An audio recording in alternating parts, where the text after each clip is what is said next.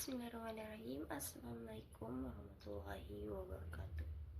Alhamdulillahirabbil alamin wassalatu wassalamu ala asyrofil anbiya wal mursalin sayyidina Muhammadin wa ala alihi washabihi ajmain amma ba'du. Perkenalkan, nama saya Esra Ayu dengan NIM 2024 Pada video kali ini saya akan mempresentasikan materi yang telah saya rangkum dari kelompok 1 sampai kelompok 6. Baik, langsung saja. Baik, yang kelompok 1 itu ada pendahuluan tentang overview cost accounting. Yang pertama ada definisi akuntansi biaya cost accounting.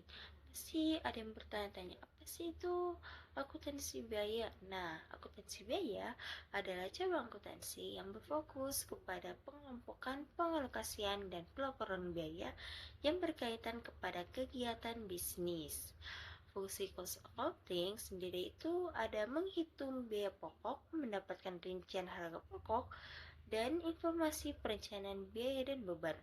Adapun klasifikasi cost accounting, yang pertama itu ada klasifikasi biaya berdasarkan fungsi, yang kedua ada klasifikasi biaya berdasarkan perilaku biaya, yang ketiga ada klasifikasi biaya berdasarkan akuntansi penanggung-jawaban, dan yang terakhir ada klasifikasi biaya berdasarkan penelusuran terhadap objek. Ke kelompok 2. Judulnya itu ada aturan dan prinsip transaksi dalam perbankan syariah.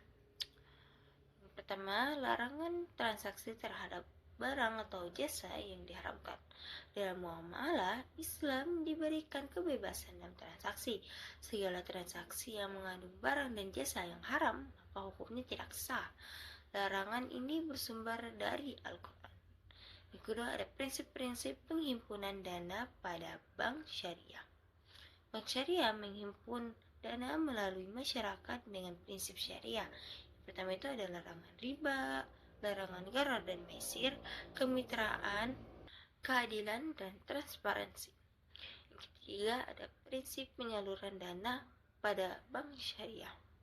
Dana disalurkan hanya untuk kegiatan produktif dan hanya melalui akad berbasis transaksi real, seperti murabahah, mudharabah, dan musyarakah.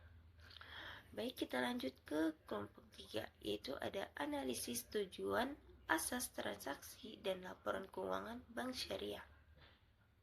Tujuan pelaporan keuangan syariah adalah untuk menyediakan informasi yang bermanfaat bagi para pemangku kepentingan dalam mengambil keputusan ekonomi, sekaligus memastikan bahwa seluruh aktivitas keuangan yang dilakukan telah sesuai dengan prinsip syariah. Kedua ada asas transaksi syariah, terdiri menjadi 5. Yang pertama itu ada persaudaraan, keadilan, keseimbangan, kemaslahatan, serta universalisme. Yang ketiga ada laporan keuangan bank syariah.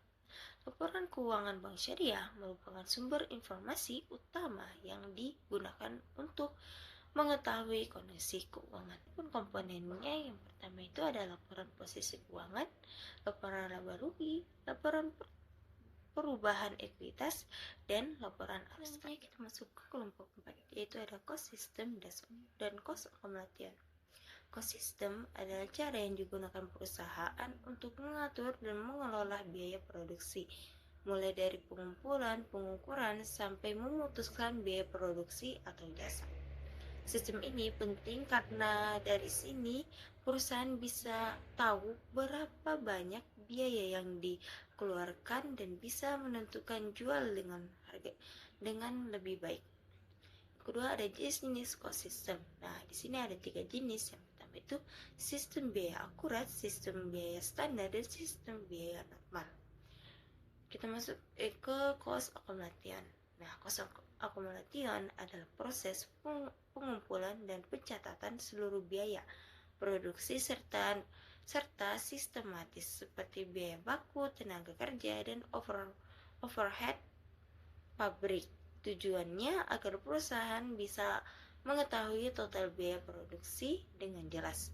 Itu ada 3 metode. Itu pertama ada job order posting, kedua project costing, dan yang terakhir activity based costing. Kita lanjut ke kelompok 5, ada job order costing.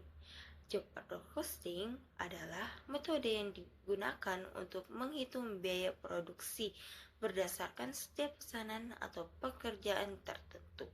Karakteristik job order costing, yaitu metode ini memiliki beberapa ciri khas, yaitu produksi dibuat berdasarkan pesanan, sehingga tidak diproduksi secara massal atau terus-menerus.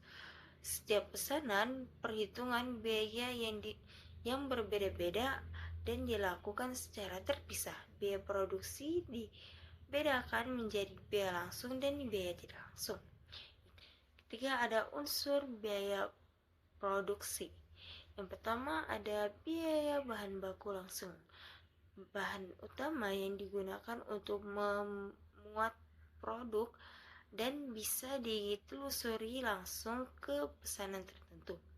Yang kedua ada biaya tenaga kerja langsung.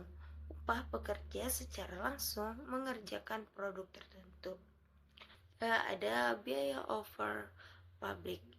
Biaya tambahan yang tak bisa langsung ditelusuri ke satu pesanan seperti listrik. Kelompok 6 yaitu ada process costing. Proses costing adalah metode dalam akuntansi biaya yang digunakan untuk menghitung biaya produksi pada perusahaan yang menghasilkan barang secara massal atau seragam dan terus-menerus. Dalam metode ini, seluruh biaya produksi seperti bahan baku, tenaga kerja, dan overhead pabrik dikumpulkan dalam satu periode tertentu, kemudian dibagi rata ke seluruh unit-unit yang dihasilkan. Dengan cara ini, perusahaan dapat mengetahui biaya rata-rata untuk setiap produk yang dibuat tanpa harus menghitung satu persatu. Baik, selanjutnya kita masuk ke unit equivalent.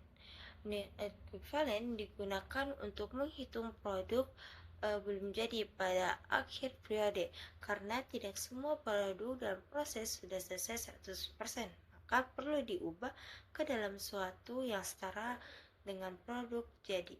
Dengan cara ini, penghitungan biaya menjadi adil dan akurat, karena biaya tetap dihitung sesuai tingkat penyelesaian produk tersebut. Yang terakhir ada laporan biaya produksi.